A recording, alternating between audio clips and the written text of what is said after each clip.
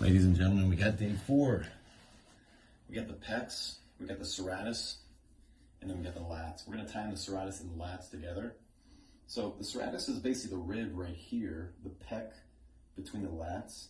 And we're just going to kind of go across, probably using a softball, a med ball maybe, like a little one. But if you're using a softball, use padding. So, but we're going to start with the pecs. We're going to be hitting the pec minor that's in the corner right here, this band. You can go up the band towards the shoulder. You can go a little bit down if you want, explore, deep pressure. And then we're also going to be hitting that upper pec as well, which is basically connect that whole frontal line, the neck fascia as well. If you got neck problems, shoulder problems, it's going to be a good one, guys. I'm telling you.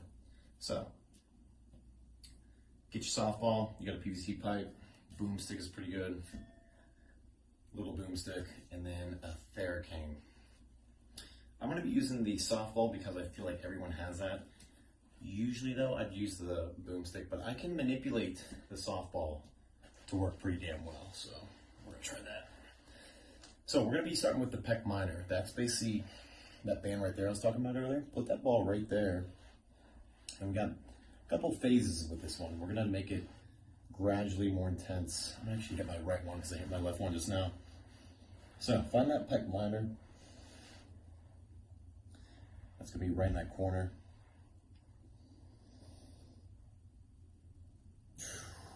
And I'm just right across that band. I'm going to try to relax the rest of my body. I don't want to tense anything up too much. I want you guys to breathe very slowly, 2 to 6 breaths per minute through the nose. While you're sucking your tummy in, you're going to try to breathe through your upper abs. Basically, that means you're going to expand that diaphragm. And while you're doing that, I'm going to not overly stretch my arm, but I want to stretch my arm a little bit, kind of extend it.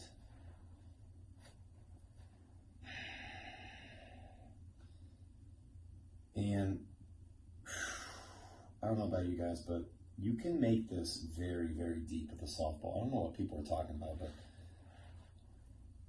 I can go very deep. And what I'm doing is I'm kind of supporting myself with my left elbow a little bit to try to get as much pressure into the ground or into the ball as I can. Try to not curve your neck up like I am because I'm just trying to talk to the iPad. I'm going to try to pack it back a little bit more, keep a neutral spine, and refocus on that ball. You should be feeling a big surge of blood flow into that arm. If you're not feeling that, most likely you're not going deep enough. Ooh, my neck just popped. That's crazy. So you're on that pec minor still. I almost forgot, it's so painful. You're on that pec minor. You should also be feeling that a little bit in the shoulder blade if you go deep enough. Now, if you want to make it a little bit more intense, I'm extending my arm. We're not trying to overstretch it, like I said, but I do want you to try to get up into a plank with a nice neutral spine, tucking that butt, sucking that tummy in.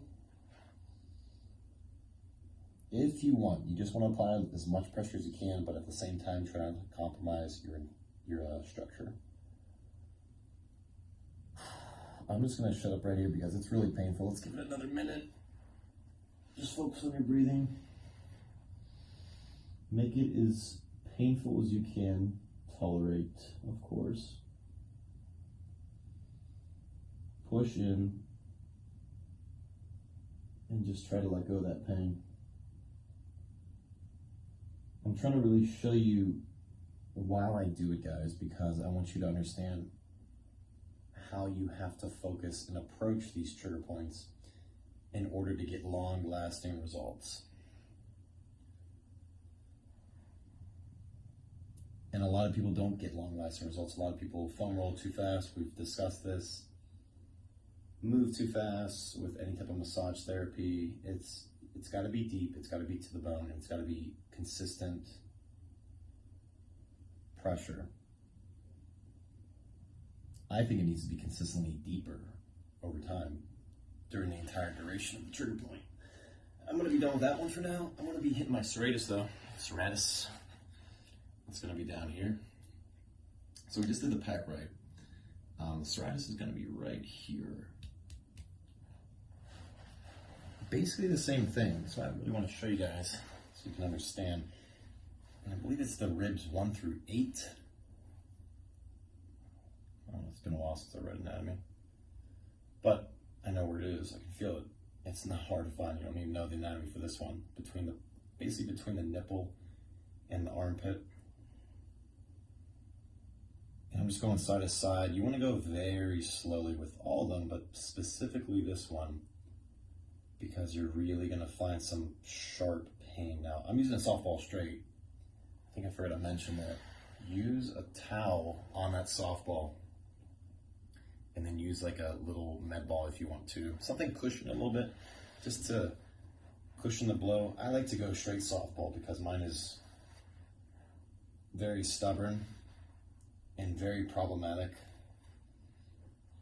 from years of powerlifting. Oh my God. Once you find that spot, guys, and you might need to go down a little bit too, maybe a little bit further down, that's where usually the serratus is the worst. Holy crap. You want to actually suck that tummy in again, right? Suck that tummy in first, pull that tummy up, and then you want to breathe in to those upper abs. I have to close my eyes, guys, because this is just god-awful. It's got to be my worst. And it most likely is probably your worst too. If you're doing it correctly, I guarantee it will be. It's really bad on a lot of people.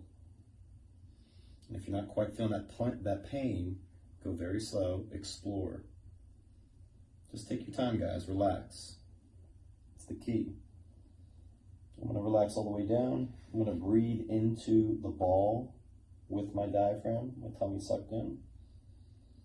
I'm gonna relax the rest of my body. I'm gonna try to stop fidgeting. I'm just gonna really get in a deep state of breath work, 2 to 6 breaths per minute, and just focusing on releasing and letting go of that pain.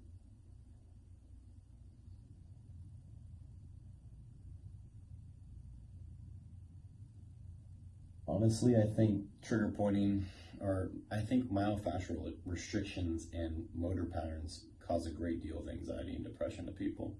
Obviously, your posture affects your mood, your nervous system. People are shifted into a sympathetic nervous system state all day, their entire life sometimes. And so when you feel that big parasympathetic nervous system shift, that parachute, it just really gives you a different outlook on life. There's only 2 sides of the nervous system, I mean, context, but generally, yes. It's that simple. You're either wired or you're relaxed. Energetic or relaxed. You need both. Cortisol is what wakes you up, but it should also relax and lower as you go to bed. All right, guys. I think that's good enough for the serratus. That put me to sleep. God dang, that was intense. All right, guys. Let's go to lats.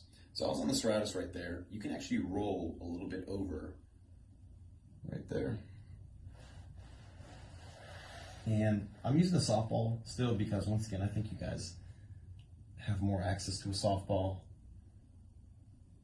than any other tool. You can also use a 2-inch PVC pipe. I actually might try that because this softball is whooping me. I know, I still got my pain spots. Don't have your neck cocked up like I do. I want you to just relax it on the shoulder. You can use a pillow if you want and just extend that arm out. Remember, not too much of a stretch, just a little bit. Some decompression. You can relax your leg out if you want and just try to get comfy without compromising your posture, of course. Meaning you shouldn't feel pain anywhere else unless it's resonating like a dull, achy pain from the trigger point, of course. And this one does. It goes up my neck. It goes, there's layers, and you want to be under that shoulder blade. You don't want to be too high up in that lat. I'm basically in the middle of my body. And I'm just going to keep exploring. And how you do that, guys, is you go side to side. Oh my God, it goes right up my neck.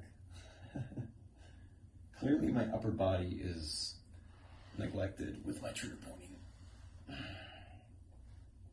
Go side to side, very small movements. and you'll find some really gnarly deep spots.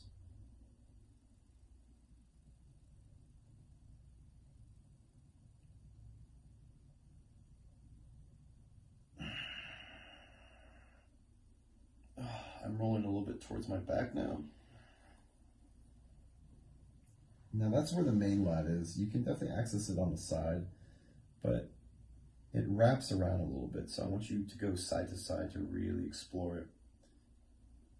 Just close your eyes, guys.